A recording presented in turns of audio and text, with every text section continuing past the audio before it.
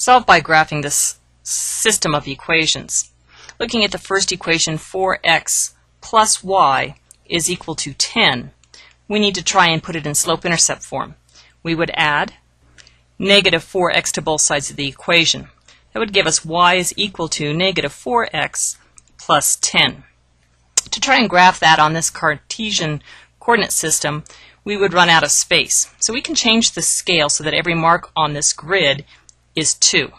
Then our y-intercept at 10, and then we would do the slope. Go down 4 and over 1.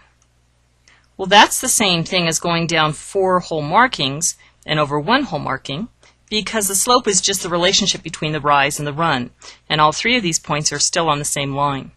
I want a very straight line when I'm graphing for a system of equations, so I repeat the slope several times to get a nice straight line.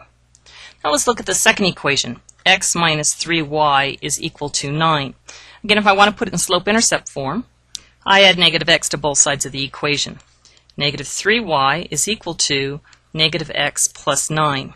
Still trying to get y alone, I must multiply both sides of the equation by negative 1/3.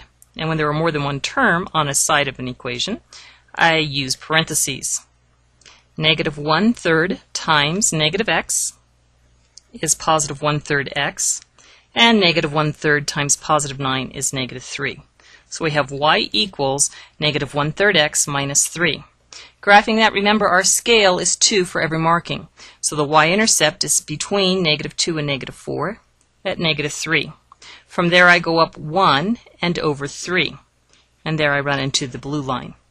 If I was to go up 1 whole unit, it would put me in the middle, and over 3, it would put me right there. Again, you can see all 3 of these dots are lining up on the straight line. So I can read off that point of intersection. It's positive 3, negative 2. When you're in between the grid marks, sometimes it's hard to read off if that's the exact right answer. So let's check our answer in the 2 equations. The first equation was 4 times x plus y equals 10. And also in the second equation, which was x minus 3 times y equals 9. Plugging in these values for x and y, we can see that 12 plus negative 2 is 10. And 3 minus negative 6, or 3 plus 6, is 9.